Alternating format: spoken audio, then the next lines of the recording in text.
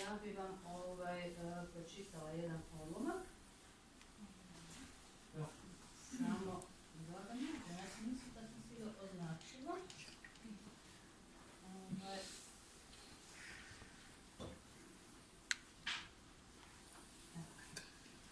Znači, prenoćila je na toj stijeni, našla jednu malu plitku spilju i s obzirom da je bila ozlijeđena nije se mogla vratiti, a brat je otišao po pomoć po djeda i po jednog mladog dečka koji bi mogao kao što imaju planinari, alpinisti sa uvjetom bi mogao povesti dom.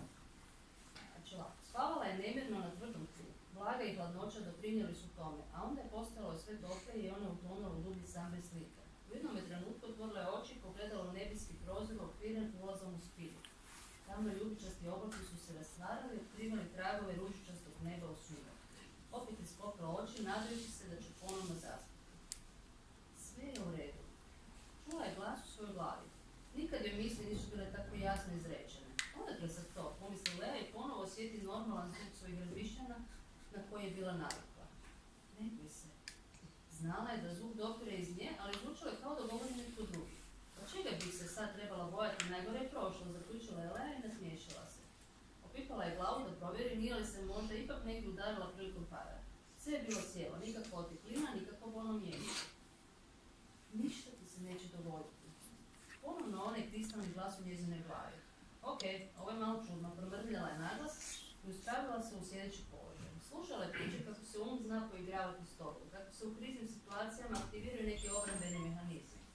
Ona nikad nije bila problematična dijete. Nikad je nisu trebali voditi na konzultaciju kod psihologa. Nije imala poremećaj u prehrani kao neki njezini kolegice iz škole. Nije se pridružila nikakvoj alternativnoj grupi. Nije uzimala nikakve droge. S obzirom na sve to, za svoje vršnjake bila prilično obična. Njezini su roditelji što se odvoje tiče let probijali uz Robertove zgode i nezgode. Tako da je ona bila puno stabilnija. Odnio teret njihovih nenamjernih, ali i namjernih očekivanja. Nije htjela dalje razbijeti glavu, valjda joj se sve pričinilo. Lea posegne za ruksakom i zgroženo pogleda u svoje ruke. Podlaktice s kojih je još prije nekoliko sati čistila krv bile su prekrivene nekakvim zelenim blatom. Prinijela je ruke bliže da ih pomirišu. Mirisala je na travu i još nešto što nije mogla prepoznati. Ovo nije mogla objasniti nikakvom psihologijom. Počela je to buliti sa sebe. Odvezala je još vlažnu maramu s gležnje i stala njome trljati ruke. To ti nije baš pametno. Glasila je poruka u njenoj glavi. Dobro, ako si tako pametna, objasni samoj sebi odakle ovo. Zar sam s bolesnom nogom usred nevremena odmjesečarila i smutila ovo ljekovito blato? Tišina, nije bilo misli. Važno je da se ne bojiš.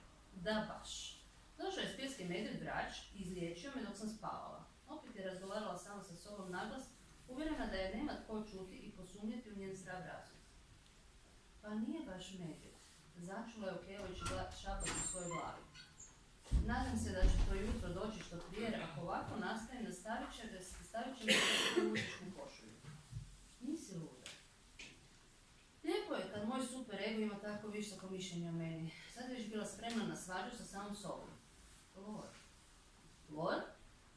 Da, lor. Ne razumijem. Nije super ego nego lor. Ovo je ozbiljnije nego što sam mislila. Ja sam podvojena ličnost. Već sam joj dala ime za brinutu Čelea. Ponovna tišina. Začula je šušanj, ovaj put zvuk je došao iz dubine spilje. Napokon nešto što nije nastalo u njenoj glavi. Trgnula se i uplašeno pogledala u tminu. Tišina. Dograbila je mobitel, aktivirala ekran i uperila ga prema tami.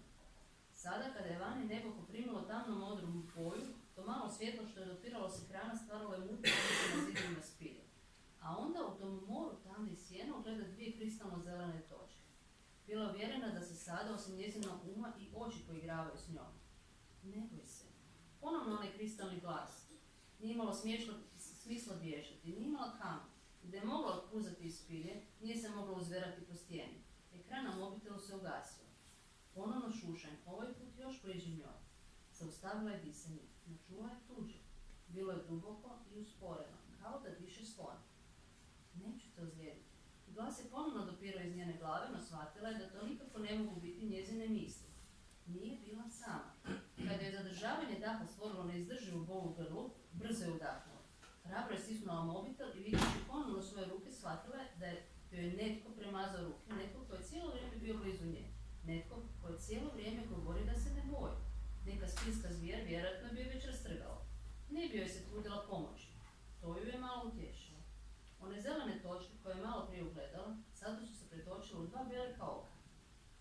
znala što da očekuje, ali ovo biće je bilo povijeno prema njoj. Nije mogla procijeniti njegovu visinu.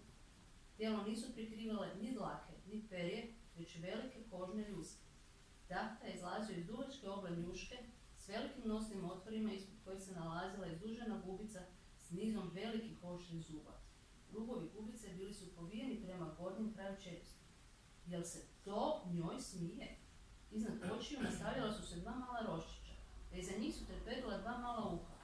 Na spoju glave i vrata s bočnih strana lice je opjerivala bodljikava krijesta. Koža na izduženom vratu bila je prekrivena pravilnim deltoidnim ljuskama. Trbuh je bio obožen režnjivima, nešto svjetlije boje, koliko je u ovom mraku mogla razaznati. Ruke, odnosno šape, bile su relativno male i stisnute uz tijelo. Pogled je zapeo na moćne kanđe kojima su završavali prsti. Pokušala je smjestiti običu u okvire njoj znanog životinjskog carstva. Stražne noge bile su snažne, savijene u sjedeći položaj, a tijelo je još dodatno pridržavao snažan rep za šinem pri vrhu poput strijela. Prvo što je palo na pamet bila je neka vrsta klokana, ali nije bilo krzna ani tobolca, a i rogovi nisu išli tome u prilog. Osnovom bili su na planini. Kako bi bilo tko dospio vama? U svojoj glavi trenutno nije čuo nikakve glasove. Mobitel je ponovno prestao svijetiti. Ljuskava koža podsjećala je na dinosaure. Prisjetila se gumenih igračaka dinosaura kojima se Robert igrao dok su bili djeca. Konstitucija ovog bića odgovarala bi velociraptoru, no dobročudni pogled više podsjeća na iguanodona. Valjda nije mesožder. Uostalom, što bi dinosaur radio na planini? Zar oni nisu izumrli? Ponovno je znatežno stisnula mobitel. Biće joj i dalje pitomo gledalo, na njegov se izgled promijenio u jednom detalju. Iza njegovih ramena sramežljivo su se pojavile dvije lepeznaste opne. Krila? Ali ima netko možda ideju o kakvom biću se radi? Molim? Tako, bravo. Eto, znači, cijela ova trilogija, osim što prati odrastanje Leje, jer prvi dio je u njoj dobio 13-14 godina, onda drugi dio prati od 15 do 17 i treći od 17 do 19. Tako da ova dva dijela je upravo knjižnica u Bjelovaru otkupila i kada malo podrastete moći ćete ju tamo posuditi. Moram vas upozoriti da je to za malo starije, tako da kad budete srednjoškolci, jer ima tu već malo onako intimnijih tema, ljubavi, pa malo i seksa. Zato vas moram... Tako. I znači, njeni strahovi, njena nadanja i toliko o trilogiji. Evo, ja bih mladi gospodin, ako svi znam kako se zove.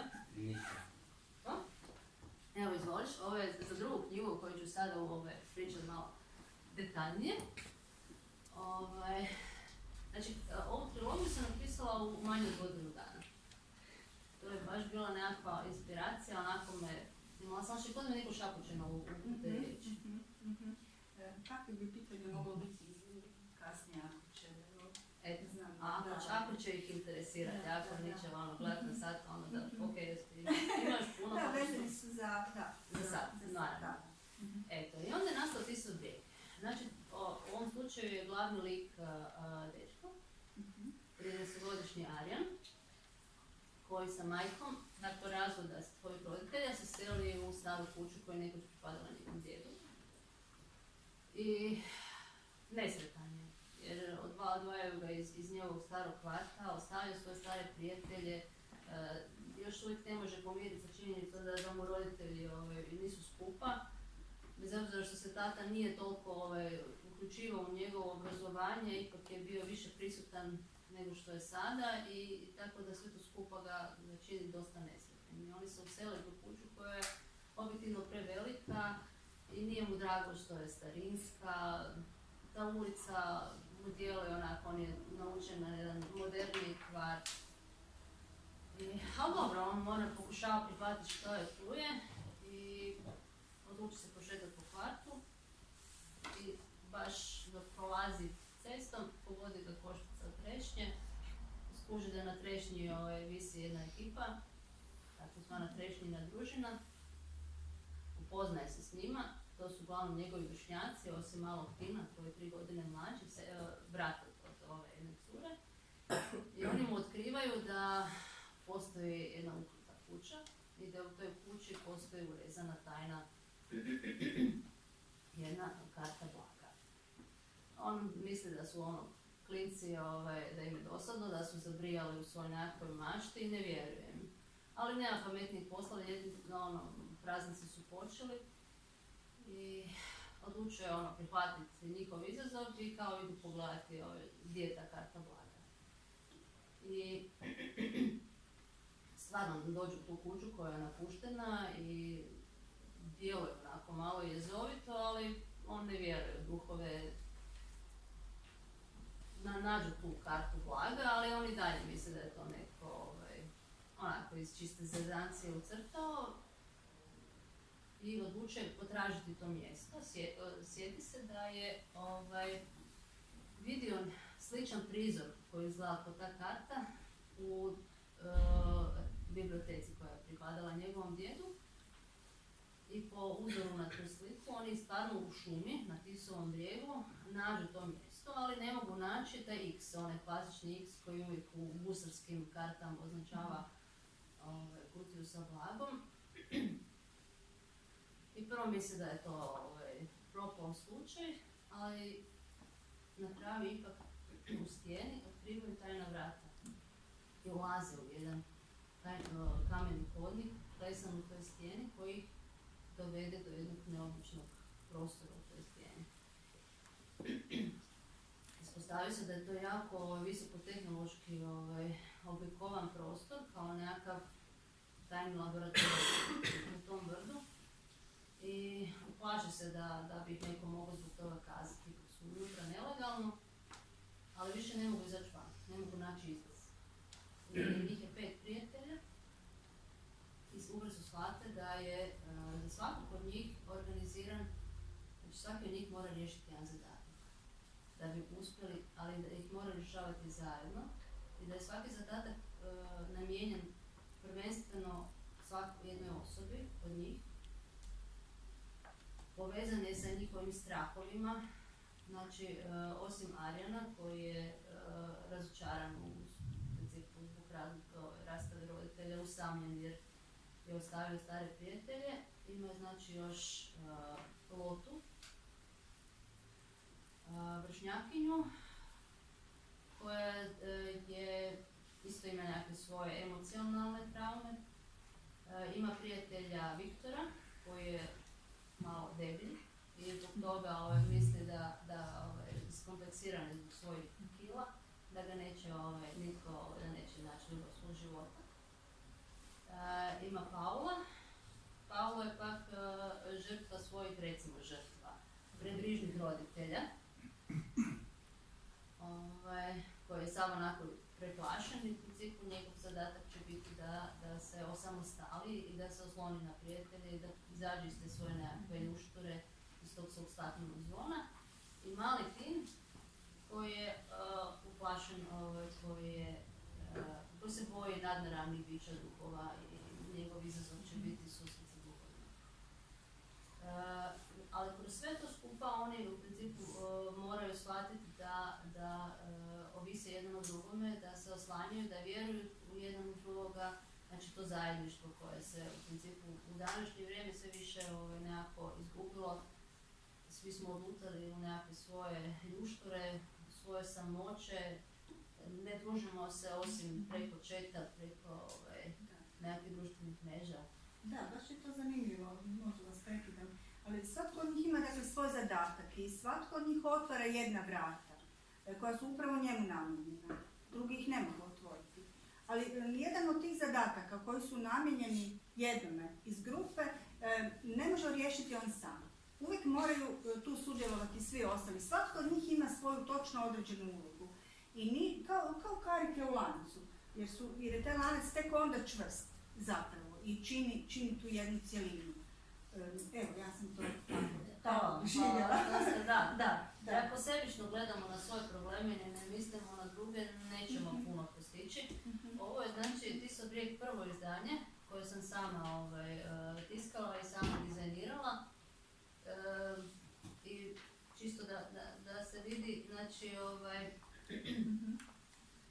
znači ima poveznice sa ovim, imamo još vremena?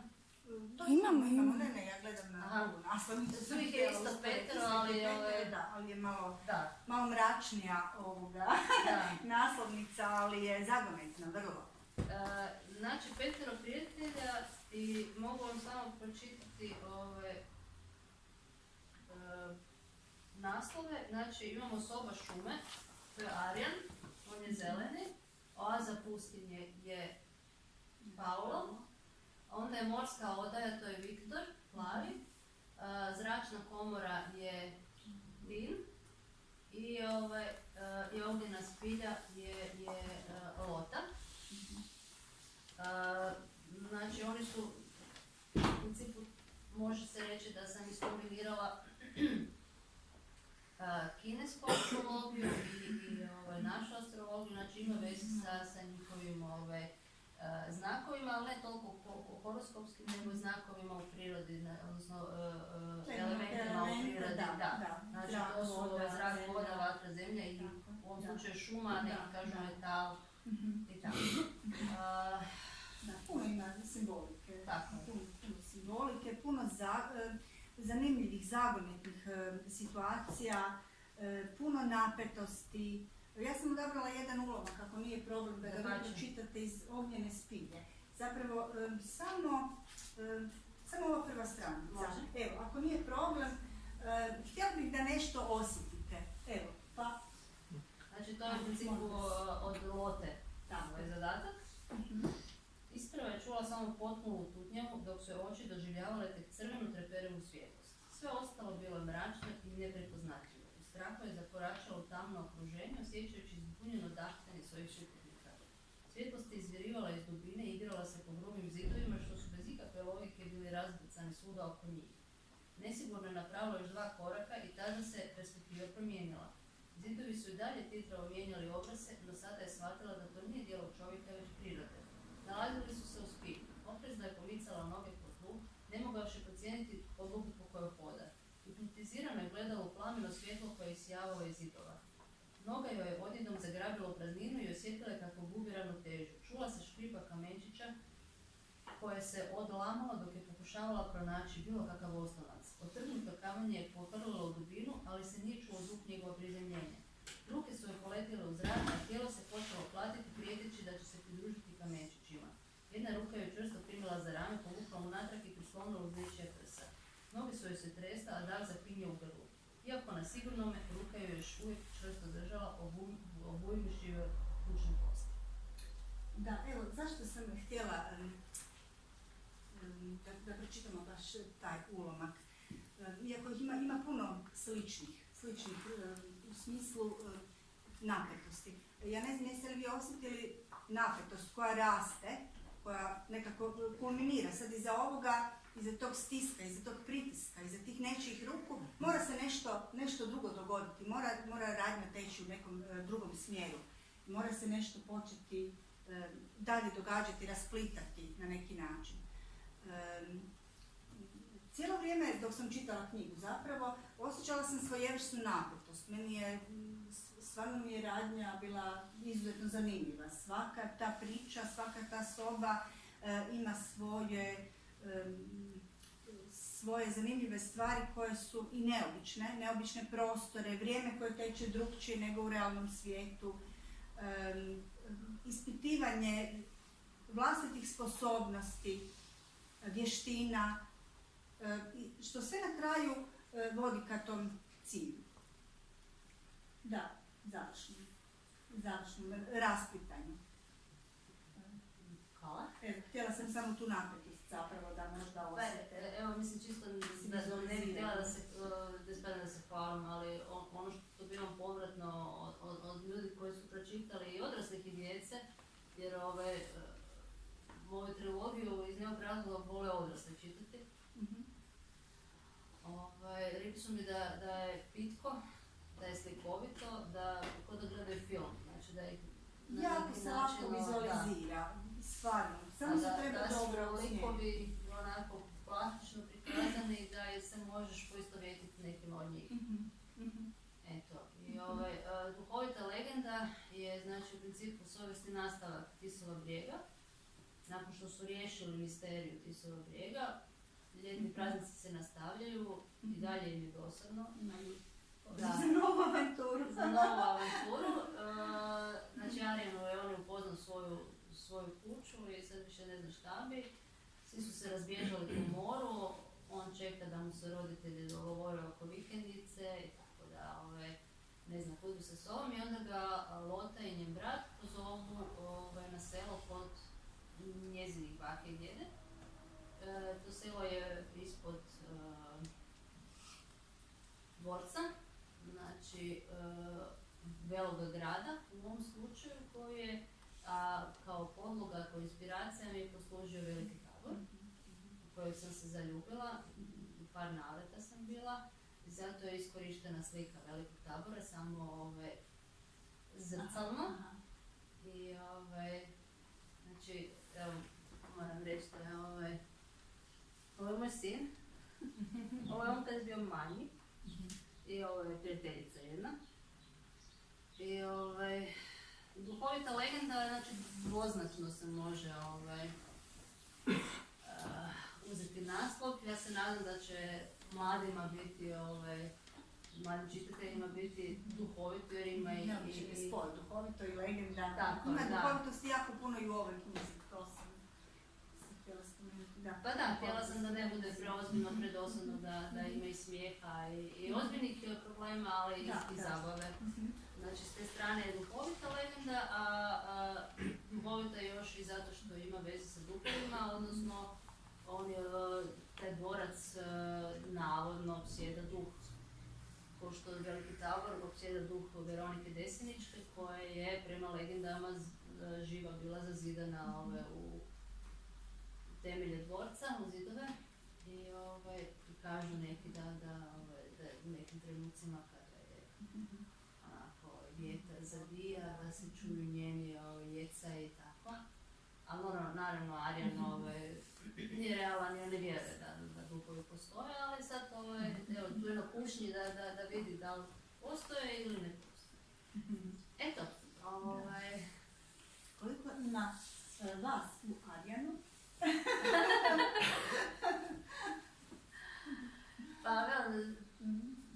Pa mislim da ima dosta u stvari. Onako, kako bi sebe doživjela da sam dečko, djelomično i možda ima više u Loti. Da. Ali Arijan je nekakva mješavina, ipak lik za sebe i svi oni likovi na neki način žive u meni i dalje kad knjigu završim, kad je napišem, ne može da oni ostanu negdje, žive svoj život paralelno.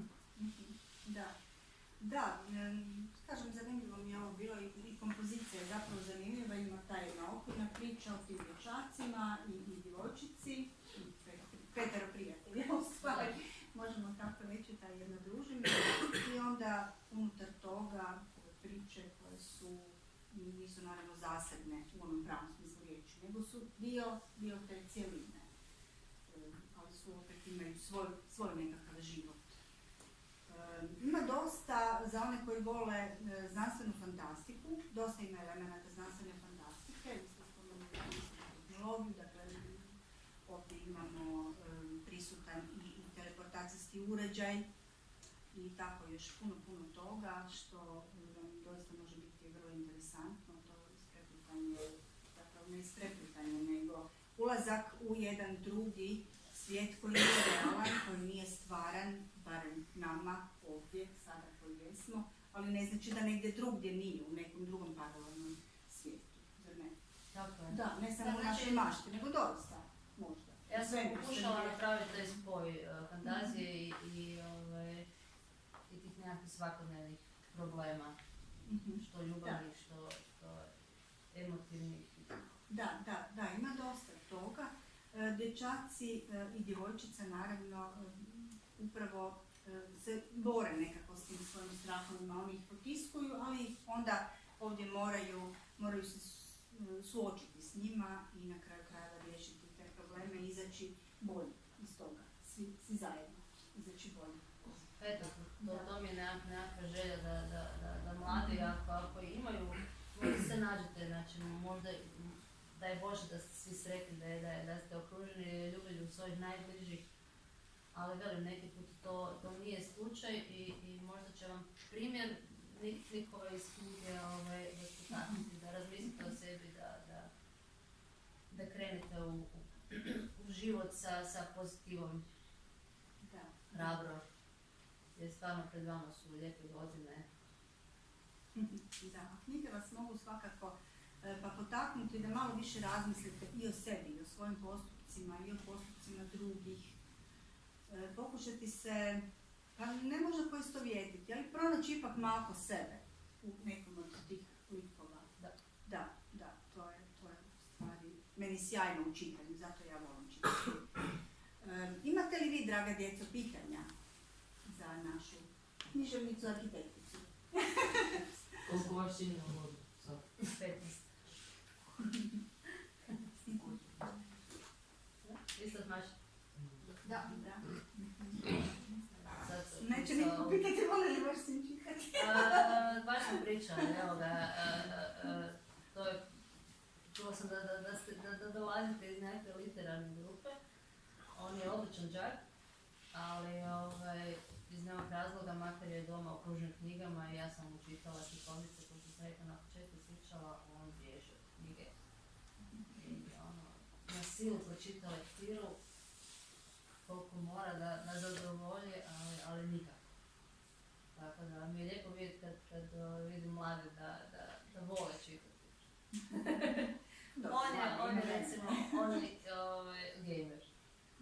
Znači, i zahvaljujući njemu sam napisala svoj zadnji roman koji još nije u tisku. Zove se Igra izazova. Znači, problemi sa internetom, sa savjetima, sa YouTube-a, ne znam, je li neko od vas radi izazov, kako? Jeste to? Niste? Kod njih je to bilo... Da, ali ne, to je ono da sad recimo jedeš sirovo jaje, neko te snima s kamerom ili te stave na YouTube. Onda recimo izazov papar, ne, kad ti pukne papar u lice i onda malo te ne odslijepiš, ali ima i malo žešćih izazova, tako da je ta knjiga, a i taj virtualni svijet, znači da je igranja. Niko nije gamer od vas? Ne. Dobro. Onda ste pošteđeni toga, vi ste vjerojatno više knjiški orijentirani. Jesu oni na kompjuterima svojim, ali dobro, možda je tu neko više razmišljsko podruženje, komunikacije. Da, mislim, bez Whatsappa i Snapchata mislim se više ne da žive. Ne da se niješ, niš ne zapad. Da, bez poruke ne stiže. Da čujemo još pitanja. Ajmo literati. Zašto mi ne smijemo posuditi knjigu tamo iz... Mislim, sad ne smijete, Aleksandre, ne. Sada još i ne možete posuditi. To sam. Jer je mi nemamo ovdje, a možda je neću niti kupiti sada. Ne znam, vidjet ću, moram razmisliti. Da, za sada nije ni dostupna, eto. Predohitrim, da, zato što to mi je prva knjiga, 2010. Da, rasprodano, ostalo smo mi samo... Eto, znači da je odlično kad je rasprodana. Što drugo reći? Evo ga, mislim, Bjelovar je ima od početka, znači oni su stvarno... Pa oni su jako dobro opskrbljeni, što je. Mislim, ja sam kontaktirala, ta knjiga je stvarno u cijeloj Hrvatskoj, Split, Rijeka, Zadar, Osijek, ima je svuda, ali teško je, sad da ne gnjavim sa dalje. Privlačno mi je još u ovoj knjizi, i u ovoj naravno, taj spoj s prirodom, ta jedna ljubav prema prirodi, mislim, prozaično je reći ljubav prema prirodi, ali doista priroda koja se neprestano tu osjeća, ne samo kroz te elemente, nego u svemu zapravo. I prema čovjeku s velikim Č, rekla bih, s velikim slovom. Evo, veličenje i prirode i čovjeka samoga. Da, to je znači moja sastavni dio mene i ja mislim da sad religiju na stranu, ali jednostavno da bi trebali živjeti po pravilima prirode, znači poštovati ju, crpiti iz nje najbolje, ali joj i pružiti najviše što možemo. Tako da, ja sam najsretnija kad sam u prirodi, kad mogu pobjeći iz grada, malo šume, ja sam na svom. Tako da sam, slušam. Je li ima kratak sadržaj na internetu? Evo ti pročitaj pa napiši. Ima nekakva, recimo, ono što bi se rekao teaser, znači da te zainteresira.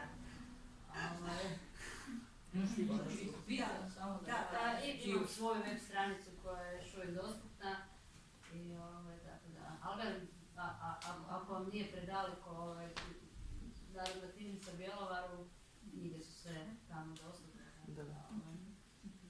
A možda će biti... Jer imaju neke škole vaše knjige za odbir? Imaju koji izbor. U Zagrebu su 3 škole odabrale moje knjige za koji izbor lektir, da.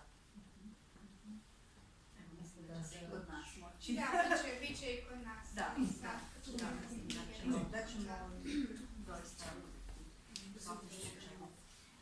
Recite mi kako, možda i to literate naše bi moglo zanimati, ali ne znam zašto ne pitaju. Kako, kad imate ideju, koliko dugo nosite u sebi, koliko vam je dugo ona, da tako kažem, u glavi, pa krenete pisati, imate li kakav koncept, jer ipak je to, pa evo, 160 stranica. 260. Odnosno 260 stranica. Ja sam nema da tako brzo nekako lako pročitala. 270 od 500. Da, djeco, treba to, pazite, smisliti i napisati. Puno je događaja, puno je zapleta, puno je, nema puno likova, ali ima zapravo malo. Da, kako to vi tako lijepo uspjevate, vodite suradnju. Kakve su pripreme za pisanje? Evo, to bi me zanimalo. Da. Meni je prijateljica kupila knjigu Kako napisati knjigu. I ima unutra nekakvih korisnih savjeta, ali mislim da je to, postoje tehnike pisanja, naravno. Ja nisam završila nikakav tečaj, nego uz relativno dosta čitanja drugih autora koji vas u svakom slučaju obogaćuju, makar moram priznati da u početku nisam baš bila nekakav čitač. Ja sam to tek negdje u vašoj dobi sam u principu otkrila knjige, prije sam bila puno sina, ajmo reći da u filu pa smo mirni. Ova trilogija nju malo ovako izdvajam zato što je posebna, kažem u 11 mjeseci ja sam napisala 1100 stranica i to je bila neka posebna inspiracija, baš kod da mi netko šaptao te riječi. To je onako malo nešto ekstremno. A ovo je, Tiso Brijeg isto počeo kao priča za laku noć i on je čekao da mi se slegne i imam na početku nekakvu viziju kako bi to trebalo izgledati, ali jednostavno kao da puštam likove, znači kod mene su likovi jaki. I kao da puštam njih, da, sve život da mi pričaju svoju priču, odnosno ja zapisujem njihove dojmove. Kao i likovi u Bregu koji su imali jedan glas sa strane koji ih je na neki način ne baš vodio do kraja, ali uputio u pravom smjeru, a oni su imali svoj izbor. To mi je zapravo isto sjajno. Netko te vodi, ali ti daje da imaš mogućnost izbora. To mi je. Puštate da samo odlučiš i da snosiš posljedice. Da. Tako da velim, počnite pisati, stvari će se razvijati. Ja sam pisala dnevnik, jer sam bila nesretno zaljubljena. I da, to mi je bio nekakav odušak. Tako da, možda sam nešto razvije. Ja se nadam da se kod mene razvije u pravom smjeru. A dobro, velim. Imam šta pokazati, ali... Tako da i zahvaljujući profesorici koja mi je progledala kroz prste za neke gramatičke greške, ali je poticala za razliku od moje mame koja baš nije, ona je rekla, dobra, imaš ti pametne posle. nemojte dozvoliti da vas roditelji, ako to osjećate u sebi, stavite na papir, pa nek stoji, ima neke priče koje recimo su stajale, ja sam ih napisala sa 20 godina i tek sam ih stavila u muziku, završila i preradila. Da. Eto, Da, zvonilo nam je. sve ima vrijeme, sve postoji vrijeme.